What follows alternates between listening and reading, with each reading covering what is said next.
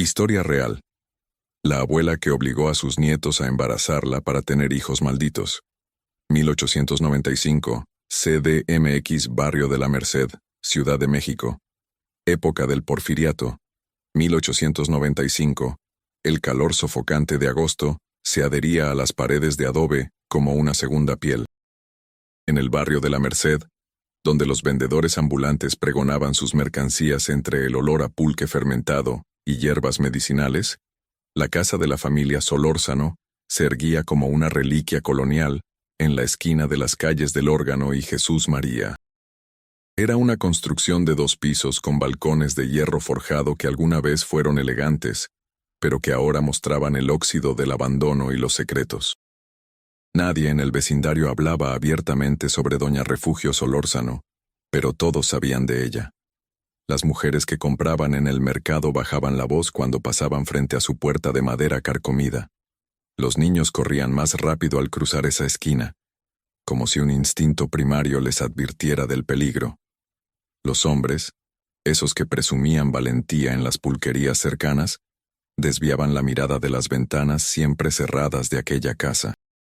La historia comenzó a tejerse en susurros 3 décadas atrás, cuando Refugio enviudó por segunda vez.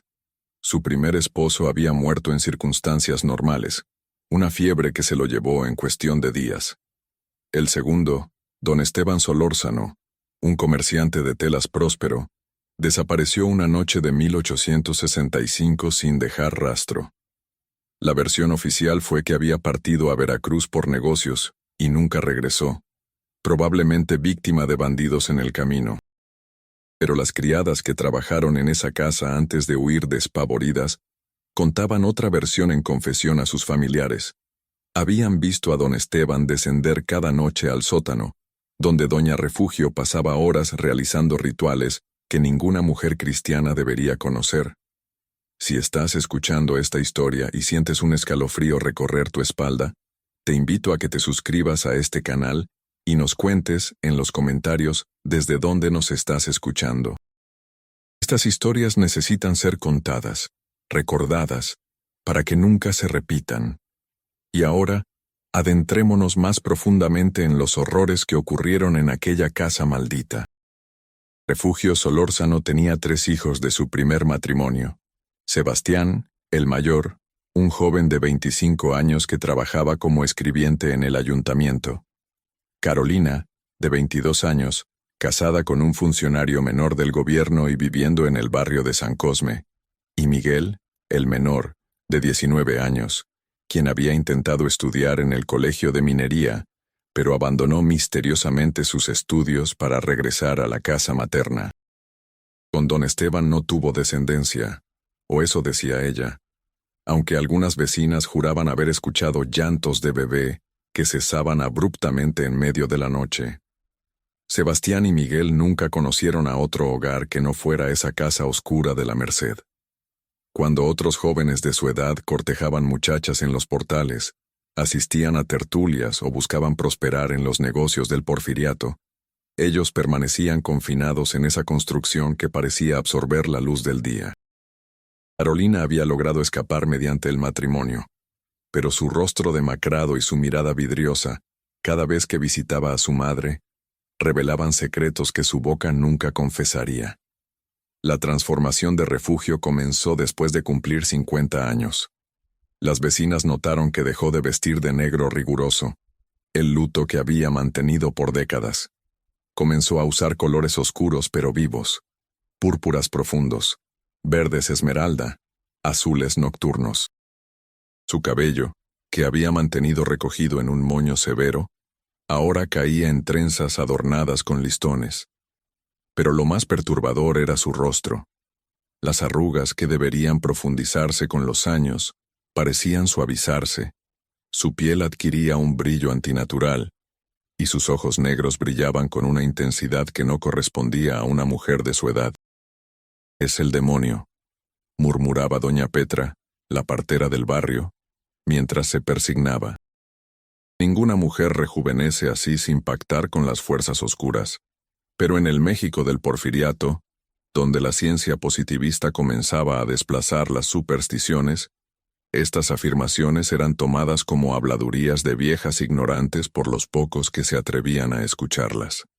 Lo que nadie sabía, excepto Sebastián y Miguel, era lo que ocurría puertas adentro de aquella casa. El sótano, ese espacio húmedo y frío donde don Esteban había desaparecido, se había convertido en el sancta sanctorum de Refugio. Las paredes estaban cubiertas con símbolos que ninguno de sus hijos podía descifrar, dibujos que parecían moverse bajo la luz temblorosa de las velas de cebo. Había frascos con líquidos de colores imposibles, hierbas que no se vendían en ningún mercado de la ciudad, y libros encuadernados en algo que no parecía cuero de animal. Sebastián había intentado huir 3 veces. La primera, a los 20 años, consiguió llegar hasta la estación del ferrocarril. Tenía sus ahorros escondidos en el bolsillo interior de su saco, un boleto para Guadalajara, y la determinación de nunca volver. Pero cuando el tren estaba por partir, sintió un dolor abrasador en el pecho, como si alguien le clavara agujas ardientes directamente en el corazón. Cayó al suelo del vagón, incapaz de respirar, mientras los otros pasajeros lo miraban con alarma. Un médico que viajaba en el mismo tren lo examinó, pero no encontró nada físicamente mal. Es nerviosismo, dictaminó. Debe regresar a casa y descansar. Sebastián supo en ese momento que no era nerviosismo. Era su madre. La segunda vez fue 2 años después. Intentó envenenarse con láudano, prefiriendo la muerte a la vida que llevaba. Bebió toda una botella y se tendió en su cama, esperando el sueño eterno. Despertó 30 horas después con un dolor de cabeza espantoso, pero completamente vivo. Su madre estaba sentada junto a su cama, mirándolo con una expresión que mezclaba decepción y diversión. «Hijo mío», le dijo con voz melosa, «¿de verdad creíste que te dejaría morir? Tu sangre es mi sangre, tu vida me pertenece hasta que yo lo decida». Sebastián no volvió a intentarlo. Miguel, siendo más joven, había crecido sin conocer otra realidad. Para él, los rituales nocturnos, las extrañas exigencias de su madre y la atmósfera opresiva de la casa eran simplemente la vida.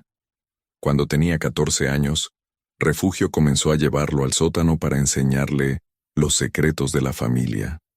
Le mostró los libros antiguos escritos en latín y en lenguas más antiguas aún. Le explicó que su linaje no era ordinario, que en sus venas corría sangre de sacerdotes prehispánicos, que habían resistido la conquista mezclándose con españoles para sobrevivir, esperando el momento de recuperar su poder. «Los conquistadores destruyeron nuestros templos», le decía Refugio mientras sus dedos huesudos recorrían las páginas amarillentas. «Pero no pudieron destruir el conocimiento. Mi abuela me lo enseñó, y su abuela a ella, en una línea ininterrumpida que se remonta a cuando Tenochtitlan ardía.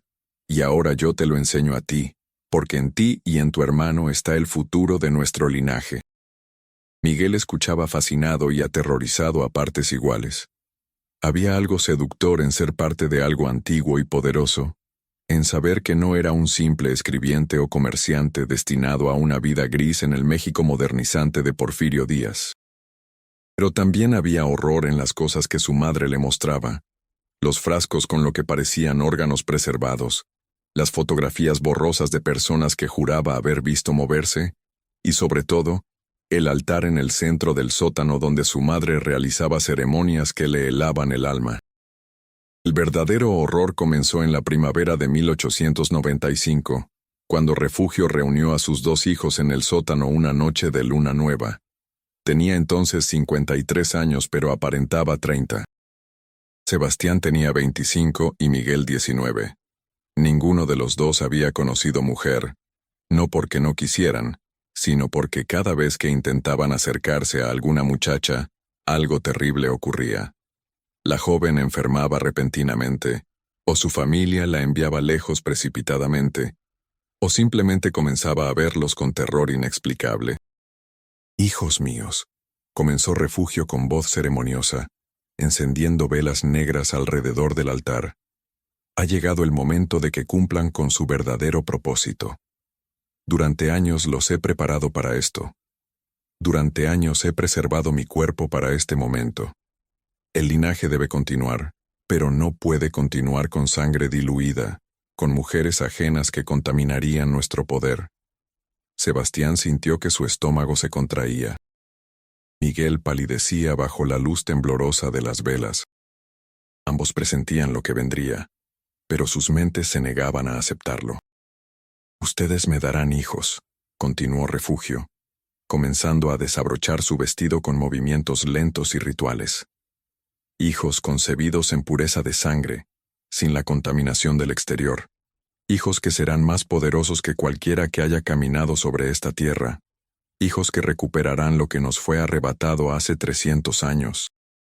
Madre, no», logró articular Sebastián, retrocediendo hacia la escalera. Su voz era apenas un susurro estrangulado. Esto está mal. Es contra Dios, contra la naturaleza, contra todo lo sagrado. La risa de Refugio resonó en las paredes de piedra del sótano como el graznido de un cuervo. ¿Dios? ¿El Dios de los conquistadores que violaron a nuestras ancestras? ¿La naturaleza que permite que los poderosos aplasten a los débiles? Hijo, estamos más allá de esas construcciones humanas.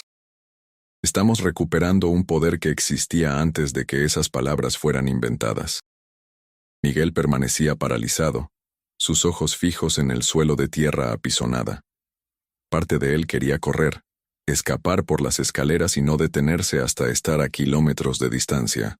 Pero otra parte, esa parte que su madre había cultivado cuidadosamente durante años, sentía una curiosidad mórbida, un impulso oscuro que no podía nombrar. «Si se niegan», dijo Refugio con voz suave pero cargada de amenaza, «vivirán en tormento, ya lo saben. Sebastián, ¿recuerdas el dolor en el ferrocarril? Eso fue solo una muestra. Puedo hacer que cada día de sus vidas sea una agonía interminable.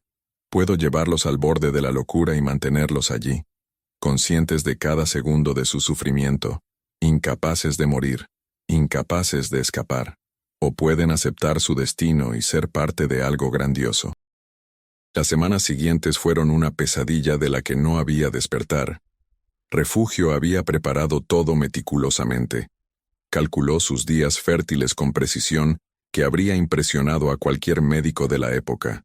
Preparó brebajes que aumentaban la potencia y la fertilidad. Y sobre todo, utilizó una combinación de manipulación psicológica, amenazas veladas, y lo que solo puede describirse como algún tipo de control que ejercía sobre sus hijos, fruto de años de rituales y dominación. Sebastián cayó en una depresión profunda. Dejó de ir a su trabajo en el ayuntamiento alegando enfermedad. Permanecía en su habitación la mayor parte del día, mirando fijamente la pared, incapaz de procesar lo que estaba viviendo. Por las noches, cuando su madre lo llamaba al sótano, descendía como un autómata, su voluntad completamente quebrada. Había intentado cortarse las venas una vez, pero la herida se cerró ante sus ojos sin dejar cicatriz. Había intentado arrojarse desde el balcón, pero sus piernas simplemente se negaban a moverse cuando llegaba al borde. Estaba atrapado en un infierno viviente del que no había escape. Miguel desarrolló una personalidad dividida. Durante el día, intentaba mantener una apariencia de normalidad, saliendo brevemente a la calle, saludando a los vecinos con sonrisa forzada, pero por las noches, descendía voluntariamente al sótano. Su madre había logrado convencerlo, mediante años de adoctrinamiento, de que esto era necesario, sagrado incluso. Él se repetía a sí mismo que estaba participando en algo más grande que él, que el sacrificio de su humanidad era un precio pequeño por el poder que obtendría. Pero en los momentos de lucidez, cuando se miraba en el espejo después de una de esas noches, veía en sus ojos el mismo vacío que había visto en los ojos de su hermano. Carolina, la hermana que había escapado mediante el matrimonio, visitó la casa en junio. Lo que vio la horrorizó. Sus hermanos estaban demacrados, ojerosos, con una expresión de trauma profundo que no podían ocultar. La casa olía diferente, un olor a incienso mezclado con algo metálico y putrefacto. Y su madre brillaba con una energía antinatural, moviéndose con la gracia de una mujer de 20 años, hablando con un entusiasmo febril sobre el nuevo amanecer de la familia. ¿Qué les has hecho?, susurró Carolina cuando logró hablar a solas con Sebastián en el patio trasero, lejos de los oídos de Refugio. ¿Qué está pasando en esta casa? Sebastián la miró con ojos muertos. Vete, Carolina. Vete y no vuelvas nunca. Olvídate de que alguna vez tuviste esta familia, y si tienes hijos, manténlos lejos de aquí, porque madre no se detendrá con nosotros. Carolina huyó de la casa esa misma tarde, inventando una excusa apresurada. Esa noche, contó a su esposo fragmentos de lo que había visto y sentido, aunque omitió los detalles más oscuros porque ni ella misma podía procesarlos completamente. Su esposo, un hombre pragmático formado en el positivismo de la época, la convenció de que estaba imaginando cosas, que el ambiente sombrío de esa casa vieja simplemente la había puesto nerviosa. Pero Carolina sabía la verdad. Y cada noche, rezaba por las almas de sus hermanos, sabiendo que estaban viviendo un horror que ninguna oración podía aliviar. En agosto de 1895, Refugio confirmó lo que había estado esperando. Estaba embarazada. No dijo cuál de sus hijos era el padre, y ambos prefirieron no saberlo. La noticia fue celebrada por ella con un ritual en el sótano que duró toda la noche, con cánticos en lenguas que ninguno de sus hijos reconocía. Las velas negras ardieron hasta convertirse en charcos de cera, y los símbolos en las paredes parecían pulsar con luz propia. El embarazo de Refugio desafió todas las leyes naturales y médicas. A los 53 años, cuando la mayoría de las mujeres ya habían pasado por la menopausia, su vientre crecía con vigor juvenil. Pero no era un embarazo normal. Su piel adquirió un tono cetrino, y bajo esa piel, algo se movía de formas que no correspondían a un bebé humano. Las vecinas que la veían pasar por la calle se persignaban y murmuraban oraciones de protección. «Ese niño está maldito antes de nacer», decía doña Petra a quien quisiera escuchar. «He traído cientos de bebés al mundo en mis 60 años de partera, y sé reconocer cuando algo está mal. Lo que crece en el vientre de Refugio Solórzano no es de este mundo». Pero en el México porfiriano, donde la ciencia y el progreso eran los nuevos dioses, estas advertencias eran ignoradas como supersticiones de una época que se suponía superada. Los médicos formados en Europa hablaban de embarazos tardíos inusuales pero documentados. Los funcionarios del gobierno, enfocados en modernizar el país, no prestaban atención a los chismes de un barrio pobre. Y la Iglesia, debilitada por las leyes de reforma, no tenía el poder que alguna vez tuvo para intervenir en casos de brujería o posesión. Sebastián y Miguel observaban el embarazo de su madre con una mezcla de horror y fascinación mórbida. Durante esos meses, Refugio les prohibió acercarse a ella físicamente, pero los obligaba a asistir a los rituales nocturnos donde alimentaba al feto con energías que extraía de sacrificios de animales y de brebajes preparados con ingredientes que preferían no identificar. «Este niño», decía Refugio acariciando su vientre hinchado, «será el primero de muchos. Cuando nazca, comenzaremos de nuevo, y cuando ese niño crezca, también se unirá al linaje. Y así, generación tras generación, reconstruiremos el poder que nos fue robado. Seremos inmortales a través de nuestra sangre pura, cada vez más poderosos, hasta que finalmente podamos emerger de las sombras y reclamar lo que es nuestro». La locura de su plan era evidente, pero Sebastián y Miguel no tenían forma de detenerla. Habían considerado matarla múltiples veces, pero cada vez que el pensamiento cruzaba sus mentes, un dolor insoportable los paralizaba. Habían considerado suicidarse juntos, pero sus cuerpos simplemente se negaban a obedecer las órdenes de autodestrucción. Estaban atrapados en una prisión sin barrotes, esclavos de una voluntad más fuerte que la suya. En diciembre, cuando el frío comenzaba a instalarse en la Ciudad de México, y los vendedores del mercado de la Merced ofrecían ponche caliente y buñuelos para las posadas, Refugio entró en trabajo de parto, pero se negó a llamar a una partera o médico. El parto ocurriría en el sótano, asistido únicamente por sus hijos como parte del ritual final que sellaría el destino de todos ellos. El trabajo de parto duró 3 días. Los gritos de Refugio resonaban en toda la casa, pero ningún vecino se acercó a ofrecer ayuda. La reputación siniestra de esa familia había construido un muro invisible alrededor de la propiedad que nadie se atrevía a cruzar.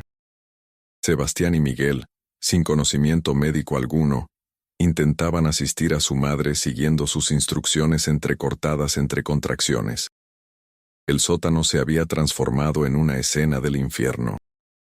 Las velas proyectaban sombras danzantes en las paredes cubiertas de símbolos. El olor a sangre, sudor e incienso era sofocante. Y en el centro, sobre el altar de piedra que Refugio había insistido en usar como cama de parto, ella se retorcía con cada contracción, no con dolor, sino con algo que parecía éxtasis oscuro. Cuando finalmente el bebé emergió en la madrugada del 4.º día, ninguno de los presentes estaba preparado para lo que vieron. Era una niña, pero su piel tenía un tono grisáceo que ningún bebé sano debería tener.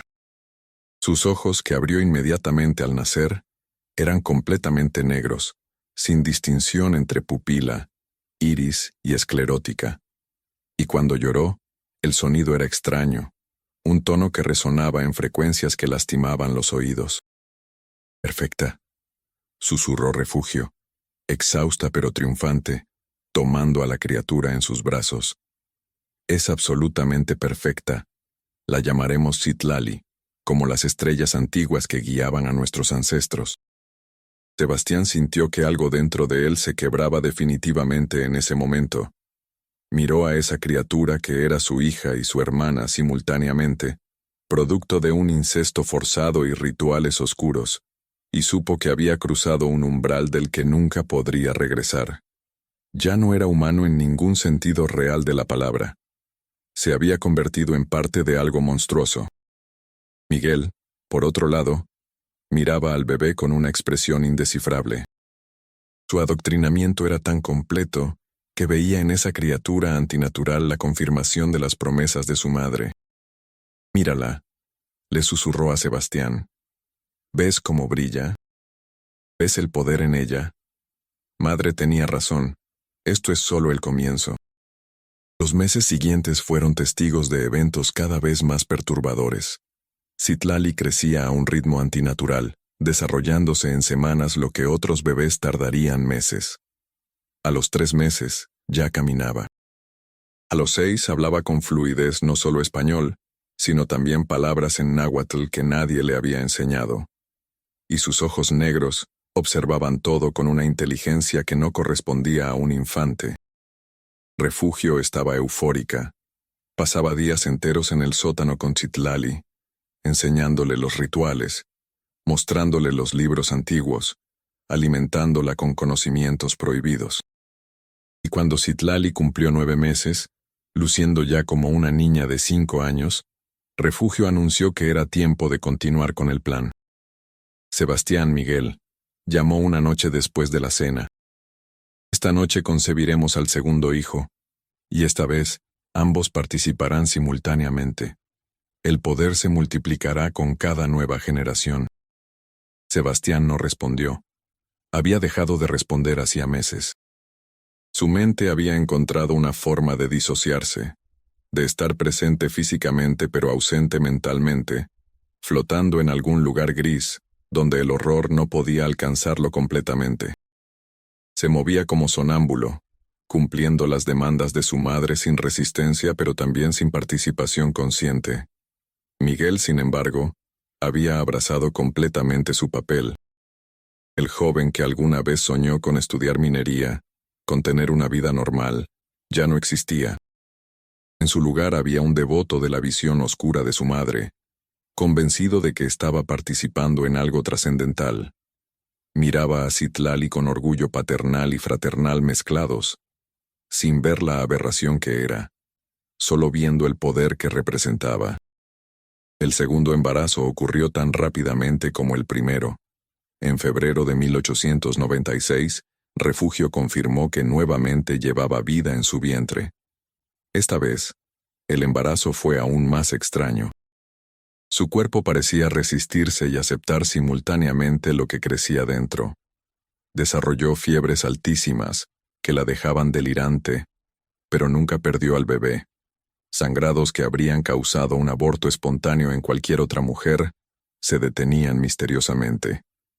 Era como si fuerzas opuestas lucharan dentro de ella, la naturaleza intentando rechazar lo antinatural, y los rituales forzándolo a continuar.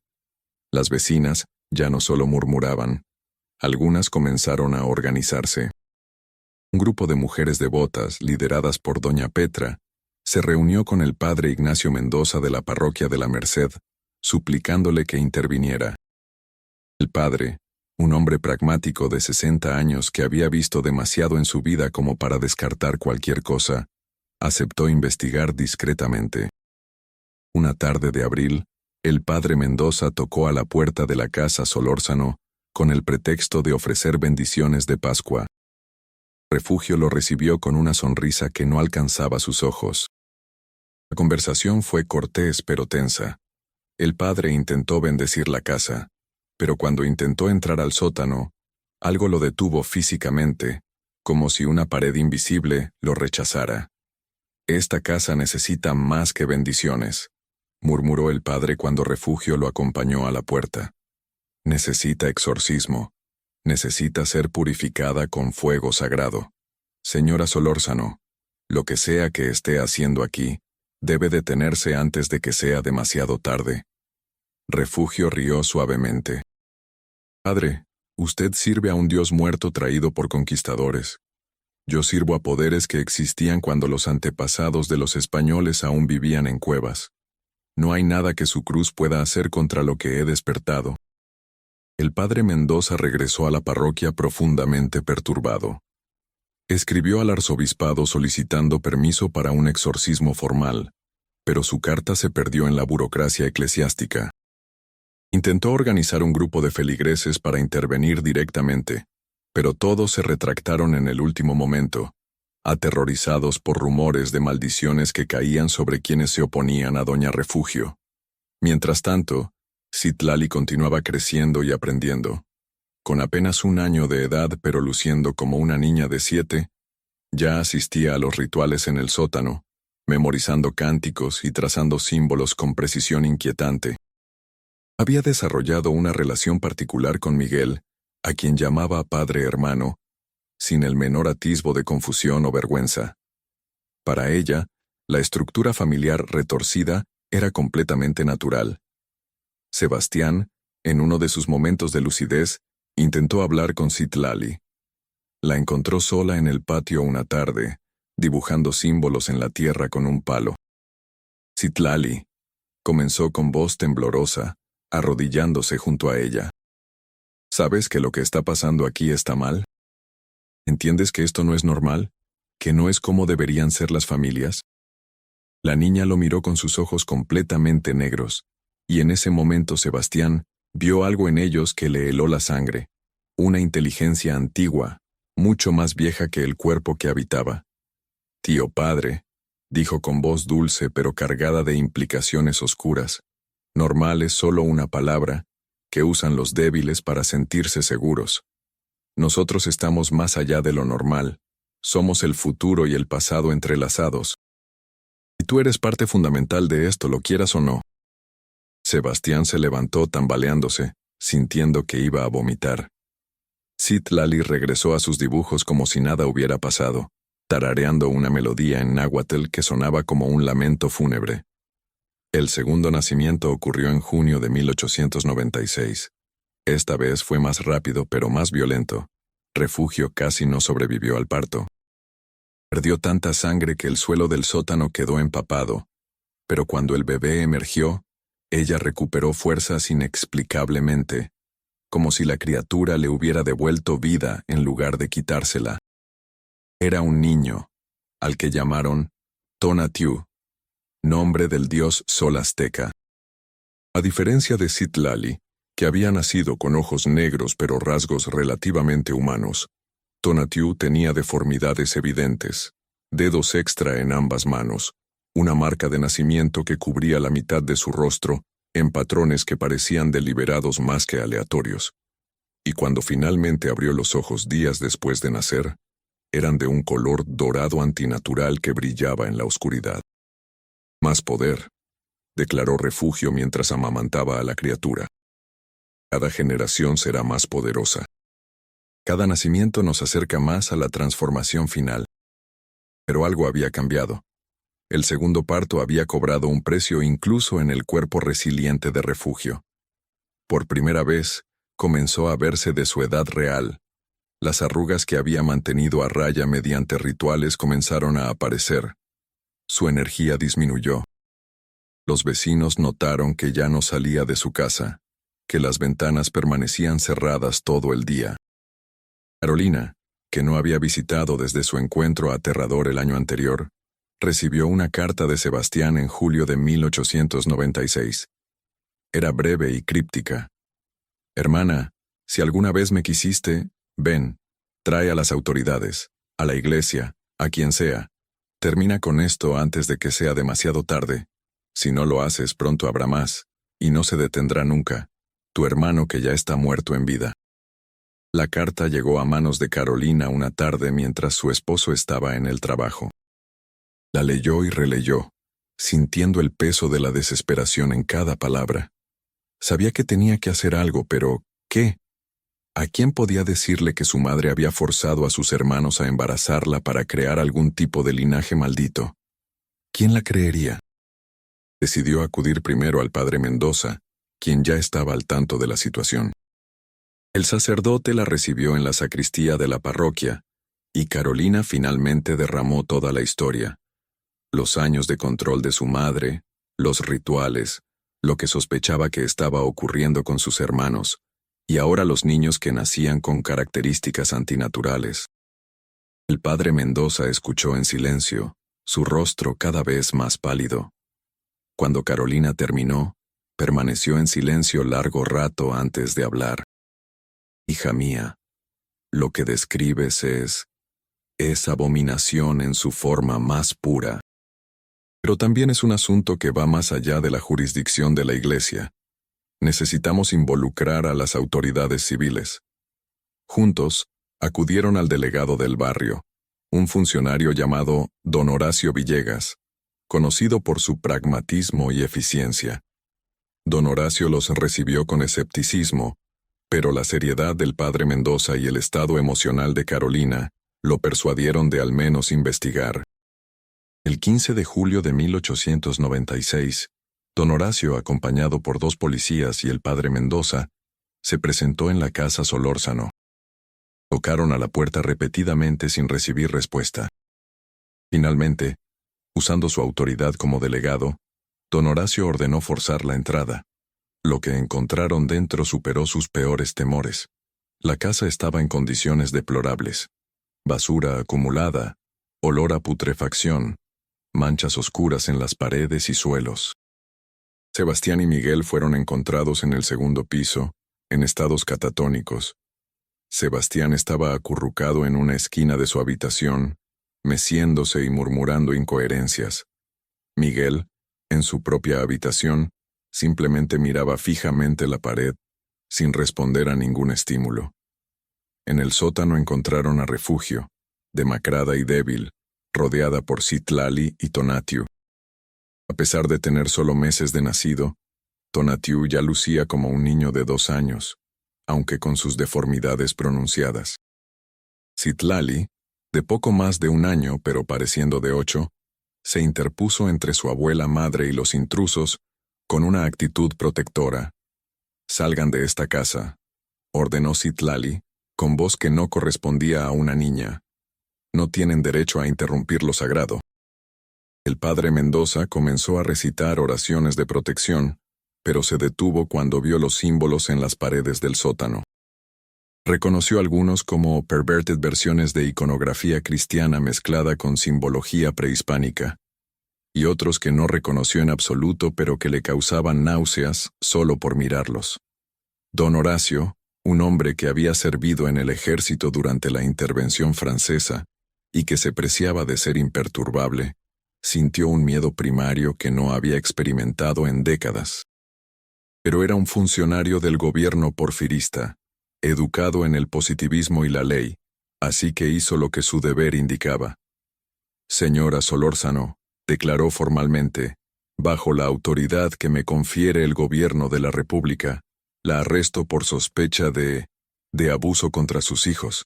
Estos niños serán puestos bajo protección del Estado mientras se investiga su origen y condición.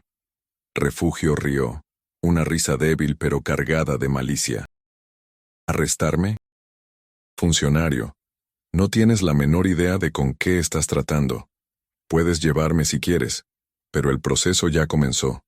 Ya no puede detenerse. Mis hijos cumplirán su propósito, con o sin mí. Y estos niños, señaló a Citlali y Tonatiuh, estos niños son solo el comienzo. Ya hay un tercero creciendo en mi vientre. El silencio que siguió a esta revelación fue absoluto. Todos en el sótano procesaban la implicación de esas palabras. Refugio, a pesar de su estado debilitado, estaba embarazada de nuevo. Don Horacio, superado por la situación, ordenó que todos fueran llevados a las autoridades. Sebastián y Miguel fueron transportados al hospital de San Hipólito, el manicomio de la ciudad, donde permanecerían bajo observación psiquiátrica. Refugio fue arrestada formalmente, aunque su condición de embarazo complicaba su encarcelamiento. Citlali y Tonatiuh fueron confiados temporalmente a un orfanato administrado por monjas carmelitas. Esa noche, la noticia comenzó a difundirse por el barrio de la Merced. Los detalles se distorsionaron con cada repetición, pero la esencia permanecía. Algo terrible había ocurrido en la casa Solórzano, algo que desafiaba la comprensión civilizada. Los vendedores del mercado hablaban en susurros, las mujeres se persignaban. Los hombres, por una vez, admitían sentir miedo. Carolina, al enterarse de que su madre había sido arrestada, sintió alivio y terror simultáneamente. Alivio porque finalmente la pesadilla podría terminar. Terror porque sabía, en lo profundo de su ser, que esto estaba lejos de haber terminado. En el hospital de San Hipólito, los médicos que examinaron a Sebastián y Miguel quedaron desconcertados. Físicamente, ambos hombres estaban razonablemente sanos, aunque desnutridos y mostrando signos de trauma severo. Mentalmente, estaban rotos de formas que los doctores nunca habían visto. Sebastián alternaba entre periodos de catatonia y episodios de pánico, donde gritaba sobre símbolos que se movían y sangre que nunca se limpiaba. Miguel era diferente. Respondía preguntas pero con una calma inquietante, como si estuviera en trance permanente, y ocasionalmente soltaba frases en náhuatl que ninguno de los presentes entendía. El doctor Eduardo Liceaga, director del Consejo Superior de Salubridad y uno de los médicos más prominentes del Porfiriato, fue consultado sobre el caso. Examinó personalmente a los hermanos y leyó los informes de don Horacio.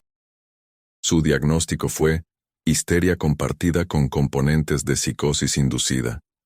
Términos médicos que intentaban dar sentido a algo que desafiaba la medicina positivista de la época.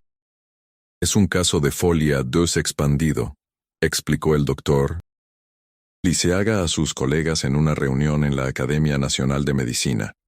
La madre, presumiblemente afectada por demencia senil con componentes delirantes, logró imponer sus delirios sobre sus hijos mediante años de aislamiento y manipulación psicológica. Los supuestos rituales y elementos sobrenaturales son simplemente manifestaciones de una psicopatología compartida. Pero el doctor Liceaga, hombre de ciencia hasta la médula, no tenía explicación para los niños. Citlali y Tonatiuh, internados en el orfanato de las Carmelitas, causaban terror entre las monjas. Citlali, que definitivamente tenía solo 1 año según los cálculos, hablaba y se comportaba como una niña mucho mayor. Las hermanas reportaban haberla encontrado en medio de la noche dibujando símbolos en las paredes con su propia sangre, obtenida de cortes autoinfligidos que sanaban con rapidez antinatural. Donatiu era aún más perturbador. El niño no hablaba pero emitía sonidos que parecían tener efecto sobre otros niños del orfanato. Varios pequeños comenzaron a tener pesadillas después de su llegada, todas describiendo el niño dorado que habla sin palabras. Y sus ojos, esos ojos dorados que brillaban en la oscuridad, aterrorizaban incluso a las monjas más devotas. La Madre Superior, Sor Juana del Sagrado Corazón, escribió al arzobispado: «Estos niños no son naturales. He servido en orfanatos durante 30 años y nunca he visto nada semejante. Solicito que sean trasladados a otra institución, preferiblemente bajo supervisión eclesiástica especializada. Temo que su presencia ponga en peligro espiritual a los otros niños bajo nuestro cuidado». Mientras tanto, Refugio Solórzano permanecía en una celda especial en la prisión de Belén, separada de otras prisioneras debido a su condición delicada como mujer embarazada de edad avanzada. Pero su presencia causaba disturbios. Las guardias reportaban escuchar cánticos en lenguas desconocidas provenientes de su celda. Otras prisioneras se negaban a acercarse a su ala, alegando que causaba pesadillas y malestares físicos. El juicio de Refugio Solórzano se convirtió en una sensación en la Ciudad de México del Porfiriato. Los periódicos, sedientos de escándalos que desafiaran la narrativa oficial de progreso y modernidad, cubrían cada detalle con titulares morbosos. La bruja de la Merced. Madre obligan a sus hijos a crimen abominable. Rituales paganos en pleno centro de la capital. Regreso al oscurantismo o simple demencia. El fiscal asignado al caso era Liquior. Arturo Sánchez Bermúdez, un abogado joven y ambicioso educado en Francia, quien veía este caso como oportunidad para demostrar que México era una nación de leyes modernas, capaz de enfrentar incluso las aberraciones más extremas. Su estrategia era simple: presentar a Refugio Solórzano como una mujer demente que había abusado de sus hijos mediante combinación de violencia, manipulación psicológica y supersticiones primitivas. La defensa de Refugio fue asumida, por asignación del tribunal, por el Lissing, Mauricio Telles, un abogado mayor con reputación de defender causas perdidas. El Lissing. Telles adoptó la estrategia de alegar demencia completa, argumentando que su clienta no podía ser considerada responsable de actos cometidos bajo delirio psicótico. El juicio comenzó en septiembre de 1896 en el Palacio de Justicia. La sala estaba abarrotada de curiosos, periodistas y ciudadanos escandalizados. Refugio fue traída bajo fuerte vigilancia, luciendo demacrada pero con una dignidad inquietante. Su embarazo era evidente, y el murmullo en la sala cuando hicieron su entrada fue ensordecedor. El testimonio de Sebastián fue el momento más desgarrador del juicio. Traído desde el hospital de San Hipólito, lucía como un fantasma de sí mismo. Su testimonio fue fragmentado y traumático. Mi madre, ella nos enseñó que éramos especiales, que nuestra sangre era pura, que los demás no entenderían. Comenzó cuando yo tenía 17 años, las clases en el sótano, los libros viejos, los rituales. Al principio solo mirábamos, luego teníamos que participar, dibujar símbolos, recitar palabras que no entendíamos. Y después ella dijo que era hora de que cumpliéramos nuestro propósito. Intenté negarme. Dios sabe que intenté, pero no podía. Era como si mi cuerpo no me perteneciera, como si ella controlara mis movimientos, mis pensamientos. Y Miguel comenzó a creer que era correcto, que estábamos creando algo grande, pero yo sabía, siempre supe que era monstruoso. Sebastián colapsó en lágrimas, incapaz de continuar. La sala quedó en silencio sepulcral. Incluso el juez, don Ramiro Castañeda, conocido por su dureza, se veía visiblemente perturbado. Miguel, cuando le llegó su turno de testificar, ofreció una versión completamente diferente. Hablaba con calma antinatural, explicando que todo había sido necesario para recuperar el poder ancestral, que los niños nacidos eran la nueva raza que gobernaría cuando el mundo viejo cayera. Su testimonio era tan delirante que el fiscal finalmente pidió que fuera retirado del estrado y devuelto al manicomio. Carolina testificó sobre su infancia, sobre el ambiente opresivo de la casa, sobre su escape mediante el matrimonio y sobre lo que vio en sus últimas visitas. Su testimonio fue crucial para establecer un patrón de comportamiento abusivo y manipulador de parte de Refugio hacia sus hijos desde temprana edad. Don Horacio Villegas describió lo que encontraron al irrumpir en la casa: el sótano con sus símbolos y altar, los hijos en estados mentales deteriorados, y los niños con características físicas anormales. El padre Mendoza testificó sobre sus intentos de intervenir, sobre la resistencia física que sintió al intentar bendecir el sótano, y sobre la sensación de maldad palpable en esa casa. Pero fue el testimonio de los médicos lo que causó mayor controversia. El doctor Liceaga presentó su diagnóstico de psicosis compartida, inducida por manipulación prolongada, pero cuando el abogado defensor preguntó cómo explicaba las características físicas anormales de los niños, el doctor se vio obligado a admitir que presentaban anomalías que requerían mayor estudio.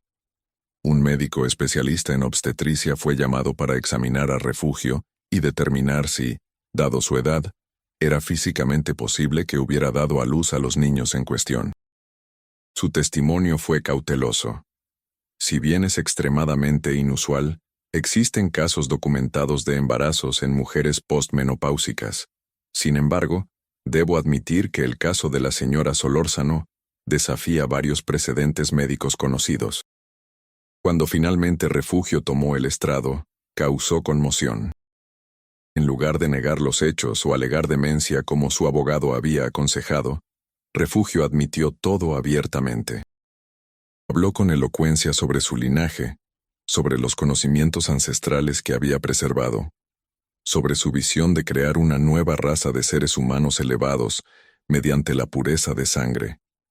Este tribunal me juzga, declaró con voz firme a pesar de su estado debilitado. Pero son ustedes quienes deberían ser juzgados, ustedes que han olvidado lo que éramos antes de que los conquistadores vinieran. Ustedes, que se disfrazan con ropas europeas y hablan francés y construyen teatros en imitación de París, mientras la verdadera grandeza de esta tierra yace enterrada y olvidada. Yo he hecho lo que era necesario para recuperar ese poder, y no me arrepiento. El escándalo en la sala fue tal que el juez tuvo que ordenar un receso. Los periódicos tuvieron material para semanas. Los intelectuales porfiristas debatían si esto era evidencia de que México no había erradicado completamente las supersticiones del pasado. Los conservadores religiosos lo veían como prueba de que el país necesitaba volver a los valores cristianos tradicionales. El Lic. Reyes intentó argumentar que las declaraciones de su clienta eran evidencia clara de demencia, pero el fiscal contraargumentó que mostraban plena conciencia de sus actos, capacidad de razonamiento, aunque desviado, y por lo tanto, responsabilidad criminal. Durante los meses que duró el juicio ocurrieron eventos extraños. 3 jurados originales tuvieron que ser reemplazados. Uno sufrió un colapso nervioso, otro fue encontrado dibujando compulsivamente símbolos similares a los del sótano Solórzano, y el tercero simplemente huyó de la ciudad sin explicación. El juez Castañeda comenzó a tener pesadillas que lo dejaban exhausto cada mañana. Varios periodistas que cubrían el caso reportaron experiencias similares. En el orfanato, la situación con Citlali y Tonatiuh se deterioraba. A pesar de los esfuerzos de las monjas por mantenerlos separados de los otros niños, su influencia se extendía. 5 niños comenzaron a hablar en náhuatl sin haberlo aprendido. Otros 3 desarrollaron comportamientos autolesivos, creando cortes en sus brazos para alimentar a los símbolos que dibujaban en secreto. La Madre Superior finalmente tomó una decisión desesperada. Contactó a un anciano nahual, un curandero tradicional que vivía en las afueras de la ciudad, rogándole que viniera a limpiar a los niños. El nahual, don Esteban Xocoyotzin, no relacionado con el difunto esposo de Refugio, accedió a ver a los niños. Su evaluación fue sombría. Estos niños llevan algo antiguo dentro, algo que debió permanecer dormido. La mujer que los concibió abrió puertas que no debían abrirse. No puedo cerrar esas puertas porque están en la sangre de las criaturas. Solo puedo intentar contenerlas. Don Esteban realizó ceremonias de limpieza que las monjas observaron con mezcla de esperanza y aprensión.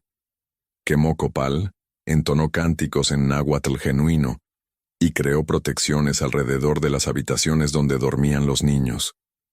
Por un tiempo, pareció funcionar. Los otros niños dejaron de tener pesadillas. Citlali y Tonatiuh se volvieron menos agresivos. Pero cuando don Esteban intentó limpiar directamente a los niños, colocando sus manos sobre sus cabezas y recitando oraciones de purificación, Citlali lo miró con sus ojos negros y sonrió. «Abuelo», le dijo en náhuatl perfecto, «tú sabes que esto es inútil. Lo que somos no puede ser deshecho. Somos el precio que esta tierra cobra por siglos de sangre derramada. Somos la deuda cobrándose». Don Esteban retiró sus manos como si se hubiera quemado. Miró a la Madre Superior y negó con la cabeza. «No puedo ayudarlos, madre, lo siento. Estos niños están más allá de mi conocimiento. Solo puedo decirle esto, manténgalos separados, no permita que toquen a otros niños. Y rece como nunca ha rezado en su vida». En diciembre de 1896, el tribunal finalmente emitió su veredicto. Refugio Solórzano fue declarada culpable de abuso sexual agravado, incesto y corrupción de menores. Sin embargo, debido a su avanzado embarazo y condición mental cuestionable, fue sentenciada no a prisión común, sino a confinamiento perpetuo en el manicomio de la Castañeda, que acababa de inaugurarse como el hospital psiquiátrico más moderno de América Latina.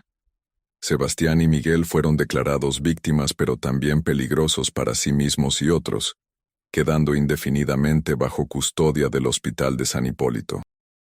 El tribunal ordenó que Citlali y Tonatiuh permanecieran bajo tutela del Estado hasta determinar si podían ser rehabilitados para vivir en sociedad. Carolina, devastada pero aliviada de que finalmente hubiera terminado, intentó visitar a sus hermanos en el manicomio. Sebastián apenas la reconoció, perdido en un mundo interior de trauma y disociación. Miguel se negó a verla, enviando mensaje de que ella había traicionado al linaje y que pagaría el precio cuando llegara el momento. El tercer embarazo de Refugio llegó a término en enero de 1897. En las instalaciones del manicomio de la Castañeda. Los médicos y enfermeras que asistieron el parto juraron después no hablar nunca de lo que presenciaron. Los registros oficiales simplemente dicen que el infante nació muerto y fue incinerado conforme a protocolos sanitarios.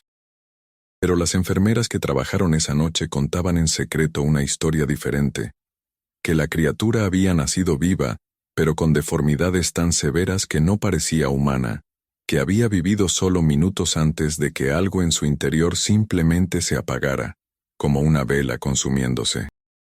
Refugio sobrevivió el parto pero quedó completamente catatónica. Permaneció en ese estado durante 3 años, alimentada por sonda, sin responder a ningún estímulo externo. En marzo de 1900, simplemente dejó de respirar una noche sin explicación médica aparente. Tenía 58 años, pero su cuerpo mostraba el deterioro de alguien de 80. Sebastián Solórzano murió en el Hospital de San Hipólito en 1902, a los 32 años. La causa oficial fue falla cardíaca, pero las enfermeras reportaron que en sus últimos días repetía constantemente, «Finalmente puedo irme, finalmente soy libre». Su último acto consciente fue pedir papel y lápiz, con los que escribió una carta dirigida a cualquiera que encuentre esto en el futuro. No busquen a los niños. No intenten entender lo que mi madre hizo. Algunas puertas, una vez abiertas, no pueden cerrarse. Algunos conocimientos corrompen simplemente por ser conocidos. Olviden esta historia. Olviden nuestros nombres. Dejen que todo esto se pudra en el olvido donde pertenece. Miguel tuvo un destino diferente. En 1904, escapó del manicomio durante un motín de pacientes. Nunca fue recapturado. Hubo reportes ocasionales durante las siguientes décadas de un hombre que coincidía con su descripción, siempre en comunidades indígenas remotas, siempre asociado con rumores de rituales extraños. El último avistamiento verificable fue en 1928, en un pueblo de Oaxaca, donde había establecido una especie de culto centrado en la venida de los nuevos dioses nacidos de sangre pura. Las autoridades federales enviadas a investigar encontraron el pueblo completamente abandonado, con símbolos pintados en todas las paredes y un olor persistente a sangre que no pudieron identificar su origen. Citlali y Tonatiuh desaparecieron del orfanato en 1898. La versión oficial era que habían sido adoptados por una familia en Querétaro, cuya identidad se mantenía confidencial para proteger su privacidad. Pero la realidad, descubierta décadas después por investigadores, fue que simplemente se escaparon una noche. A pesar de tener solo 2 años, demostraron capacidad de planeación y ejecución que ningún niño de esa edad debería poseer. Las monjas los encontraron a faltar en la mañana, y nunca se supo cómo salieron de un edificio cerrado con llave. Carolina intentó vivir una vida normal después del juicio. Tuvo 3 hijos con su esposo, evitando cuidadosamente contarles sobre la verdadera historia de su familia. Les dijo que sus tíos habían muerto de enfermedad y su abuela de vejez, omitiendo los detalles horrendos. Pero las pesadillas nunca la abandonaron. Cada noche soñaba con el sótano, con los símbolos que se movían, con los ojos negros de Citlali mirándola. En 1910, durante los primeros días de la Revolución Mexicana, la casa de los Solórzano en La Merced fue saqueada e incendiada por tropas revolucionarias que buscaban armas y dinero, pero el fuego no pudo consumirla completamente. El sótano permaneció intacto, sus paredes de piedra resistiendo las llamas. Los símbolos grabados en esas paredes permanecieron visibles durante décadas.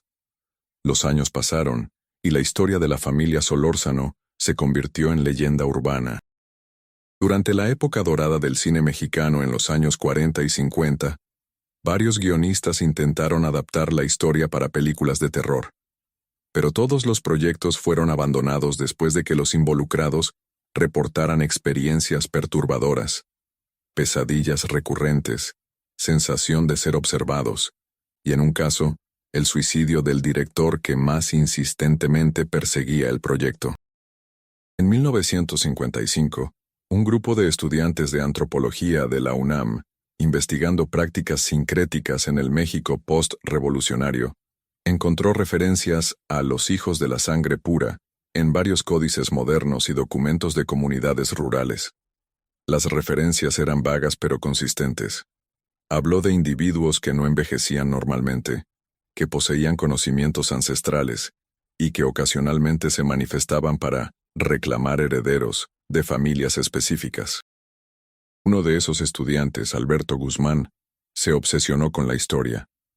Rastreó registros judiciales, archivos de periódicos y eventualmente encontró descendientes de personas que habían conocido a la familia Solórzano. Su investigación reveló detalles que los periódicos de la época habían omitido por considerarlos demasiado perturbadores o increíbles.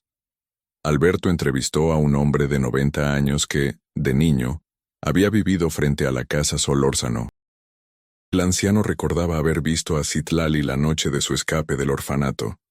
No era una niña normal. Caminaba como adulto, miraba como si pudiera ver dentro de ti.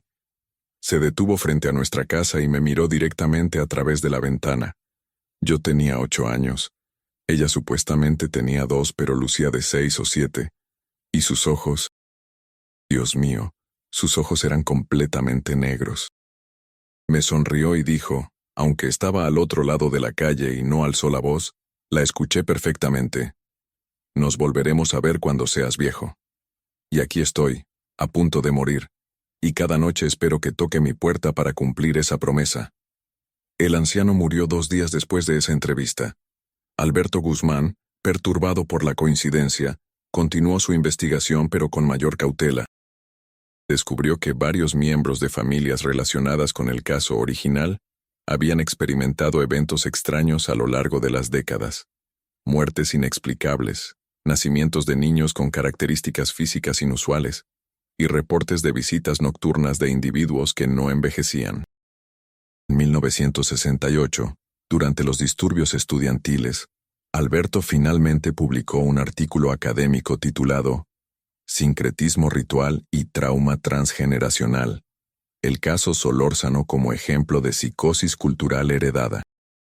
El artículo intentaba explicar los eventos desde una perspectiva sociológica y psicológica, evitando deliberadamente cualquier explicación sobrenatural. Pero las notas al pie contenían detalles que Alberto no pudo explicar racionalmente. Las coincidencias, estadísticamente imposibles, los patrones que se repetían generación tras generación, y los testimonios de personas que juraban haber visto a Citlali y Tonatiuh, sin envejecer, en diferentes épocas. El artículo fue publicado pero pasó mayormente desapercibido en medio del tumulto político de la época. Alberto murió en 1971 en un accidente automovilístico que testigos describieron como extraño. Su coche simplemente se desvió de la carretera sin causa aparente, como si el conductor hubiera perdido el control súbitamente. La casa de los Solórzano fue finalmente demolida en 1975, como parte de un programa de renovación urbana en la Merced. Los trabajadores que demolieron el edificio reportaron sentirse constantemente enfermos durante el proyecto. 3 de ellos fueron hospitalizados con fiebres inexplicables. Cuando llegaron al sótano, las máquinas dejaron de funcionar repetidamente. Finalmente tuvieron que demolerlo manualmente, y varios trabajadores se negaron a entrar, prefiriendo perder sus empleos. Los escombros fueron enterrados en un vertedero en las afueras de la ciudad. El terreno donde estuvo la casa permaneció vacío durante años porque ningún desarrollador quería construir allí. Eventualmente, en 1989, se construyó un estacionamiento público. Los empleados del estacionamiento reportan regularmente experiencias extrañas. Vehículos que no arrancan sin razón, sombras que se mueven en las esquinas de la visión, y una sensación general de incomodidad que hace que pocas personas quieran estacionar allí después del anochecer. Carolina Solórzano murió en 1952, a los 78 años. En su lecho de muerte, rodeada de sus hijos y nietos, finalmente contó la historia completa. Sus hijos quedaron horrorizados, sus nietos incrédulos. Pero Carolina insistió en que todo era verdad, y les suplicó que nunca intentaran investigar más, nunca buscaran información sobre Citlali, Tonatiuh o Miguel. Hay cosas en este mundo, susurró con su último aliento, que no deben ser recordadas. Cosas que se hacen más fuertes cuando las piensas, cuando las nombras, cuando las buscas. Mi madre abrió una puerta que no debió abrirse. Y lo que salió de esa puerta todavía camina en este mundo, esperando. Siempre esperando. Uno de sus nietos, Eduardo, no pudo dejar de pensar en esas últimas palabras. En los años 70, siendo ya adulto y trabajando como periodista, intentó investigar la historia. Encontró algunos archivos judiciales, fragmentos de artículos periodísticos, y eventualmente, el estudio de Alberto Guzmán. Pero cada vez que se acercaba demasiado a la verdad, algo ocurría. Documentos desaparecían, contactos dejaban de responder, o experimentaba episodios de mala suerte que parecían diseñados específicamente para detener su investigación. En 1983, Eduardo recibió una carta sin remitente.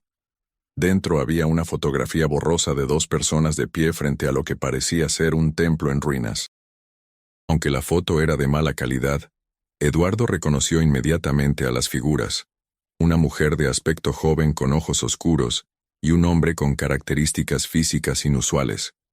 Al reverso de la foto, escrito con caligrafía perfecta, decía: Primo Eduardo, la sangre llama a la sangre. Cuando estés listo te encontraremos. Con amor, tu tía Citlali. Eduardo quemó la fotografía inmediatamente. Dejó de investigar y nunca más habló públicamente sobre el tema. Se mudó a Monterrey, cambió de trabajo, e intentó vivir la vida más normal posible. Pero hasta el día de su muerte en 2005, cada año en el aniversario del nacimiento de Citlali, recibía una carta idéntica con una nueva fotografía. Las fotografías mostraban a las mismas dos personas, siempre sin envejecer, en diferentes ubicaciones alrededor de México y América Central. En los años 90, con el auge del Internet, la historia de los Solórzano comenzó a circular en foros de lo paranormal y leyendas urbanas. Las versiones eran distorsionadas, mezcladas con otros mitos, pero el núcleo permanecía. La abuela que había embarazado mediante sus hijos para crear un linaje maldito, los niños que nunca envejecían, y la maldición que perseguía a los descendientes. Investigadores paranormales visitaron el sitio del antiguo estacionamiento, realizando sesiones espiritistas y grabaciones. Algunos captaron voces en sus grabadoras, susurros en náhuatl que, cuando fueron traducidos, decían cosas como «la sangre es eterna» y «el linaje continúa». Escépticos descartaban estas grabaciones como patrón auditivo o falsificaciones, pero quienes estuvieron presentes juraban que la sensación en ese lugar era innegablemente maligna. En 2010, durante excavaciones para expandir el sistema de metro en la Merced, los trabajadores encontraron lo que parecían ser los restos del sótano original de la casa Solórzano. Las autoridades ordenaron que fuera documentado antes de continuar la construcción. Los arqueólogos que descendieron al espacio encontraron que los símbolos en las paredes permanecían visibles después de más de un siglo. Pero lo más perturbador fueron los huesos. Enterrados en el piso de tierra del sótano había restos humanos, 3 adultos y un infante. Las pruebas de ADN, cuando fueron finalmente realizadas después de meses de burocracia, revelaron que los 3 adultos eran genéticamente relacionados, probablemente hermanos o padres-hijos. El infante mostraba anomalías genéticas severas, incluyendo polimelia y otras malformaciones. Los restos fueron identificados tentativamente como pertenecientes a don Esteban Solórzano, el segundo esposo de Refugio que había desaparecido en 1865, y 3 infantes que presumiblemente nacieron y murieron antes de Citlali y Tonatiuh. Esta revelación agregó una nueva dimensión a la historia. Refugio había estado practicando sus rituales y experimentos durante décadas antes de involucrar a sus propios hijos. Los infantes encontrados probablemente fueron sus primeros intentos, concebidos con don Esteban, fracasados debido a las malformaciones. Don Esteban, al descubrir lo que su esposa estaba haciendo, probablemente intentó detenerla y pagó con su vida. El descubrimiento reavivó el interés en el caso. Documentales fueron producidos, podcasts dedicaron series completas al tema, y nuevos investigadores intentaron desentrañar la verdad detrás del mito. Pero cada investigación llegaba a la misma conclusión inquietante. Había demasiadas coincidencias, demasiados eventos que no podían explicarse por psicología o casualidad. Un genealogista, tratando de trazar la línea familiar, descubrió que docenas de personas vivas en México podían trazar su ascendencia hasta la familia Solórzano. Algunos descendían de Carolina, otros de primos y parientes lejanos. Contactó a varios de ellos para entrevistas, y encontró patrones perturbadores. Tasas anormalmente altas de enfermedades mentales, reportes de visiones o sueños recurrentes involucrando símbolos específicos, y varios casos de nacimientos con anomalías físicas inusuales. Una de las entrevistadas, una mujer llamada Sofía de 50 años, contó su experiencia. Desde niña he soñado con un sótano lleno de velas y símbolos. En el sueño, hay una mujer anciana que me dice que mi sangre es importante, que algún día entenderé mi propósito. Cuando tenía 20 años, di a luz a mi hija.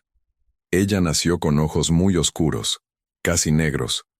Los médicos dijeron que era solo pigmentación inusual, pero a medida que creció, ella sabía cosas que no debería saber. Hablaba sobre las tías que vienen a visitarla por las noches y dibujaba símbolos que nunca había visto antes. Ahora tiene 30 años y se ha ido. No sé dónde está. Dejó una nota que decía: «Finalmente me encontraron. Voy a casa a cumplir mi propósito. No he sabido de ella en 5 años». Historias como esta se repiten entre los descendientes. No todos los experimentan, pero hay suficientes casos para sugerir que algo, ya sea genético, psicológico o algo más oscuro, se transmite a través de las generaciones. En 2019, un grupo de estudiantes de la Facultad de Psicología de la UNAM intentó realizar un estudio formal sobre trauma transgeneracional en descendientes de casos de abuso extremo, usando la familia Solórzano como caso principal. Contactaron a 20 descendientes confirmados para participar en el estudio. Durante las entrevistas iniciales, 3 participantes desarrollaron síntomas psicológicos agudos que requirieron hospitalización. 2 más abandonaron abruptamente el estudio sin explicación. El proyecto fue cancelado después de que la directora del estudio comenzó a experimentar pesadillas severas y episodios de paranoia. Los archivos del proyecto permanecen sellados en los archivos de la universidad, clasificados como sensibles, debido a consideraciones éticas sobre el bienestar de los participantes. Hoy, en 2026, la historia de los Solórzano es mayormente conocida como leyenda urbana.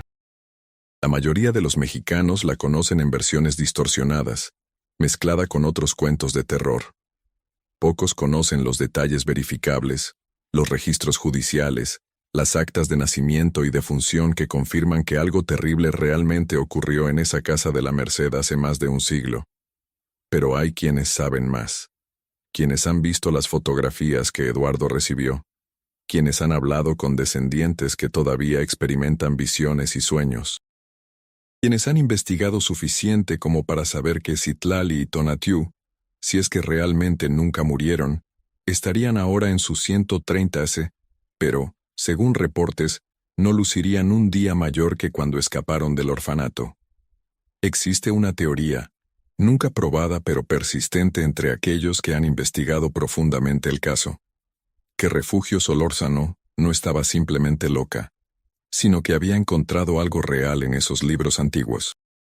Algún conocimiento perdido sobre manipulación genética o epigenética, disfrazado en lenguaje ritual, que le permitió alterar a sus descendientes de formas que la ciencia moderna apenas está comenzando a entender. Los rituales eran en realidad procedimientos basados en ciencia muy antigua o muy avanzada que nos parece magia por no comprenderla. Esta teoría es, por supuesto, rechazada por académicos serios. Pero explica algunas cosas que otras teorías no pueden. Las anomalías genéticas específicas encontradas en los restos, los reportes consistentes de características físicas inusuales en descendientes, y la aparente longevidad de ciertos individuos. Lo que nadie disputa es que algo terrible ocurrió en esa casa. Que Sebastián y Miguel fueron víctimas de abuso sistemático y prolongado por su propia madre. Que niños nacieron en circunstancias horribles y fueron marcados de por vida por el trauma de su concepción, y que el eco de ese horror resuena todavía, más de un siglo después, en las vidas de personas que nunca conocieron a Refugio Solórzano, pero llevan su sangre en sus venas.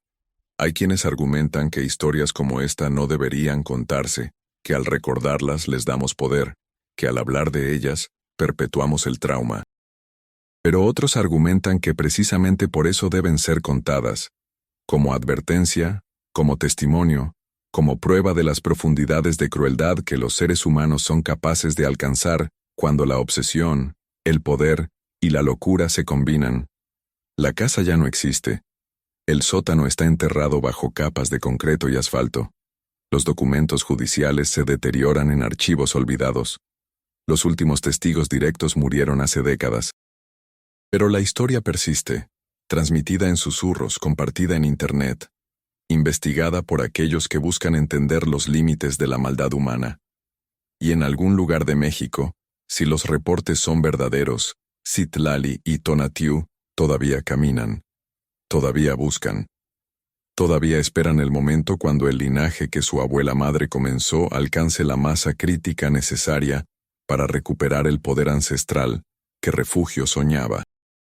O quizás, más probablemente, simplemente son dos personas profundamente traumatizadas por su nacimiento y crianza, escondidas en los márgenes de la sociedad, tan dañadas por lo que les fue hecho que nunca podrán ser parte del mundo normal.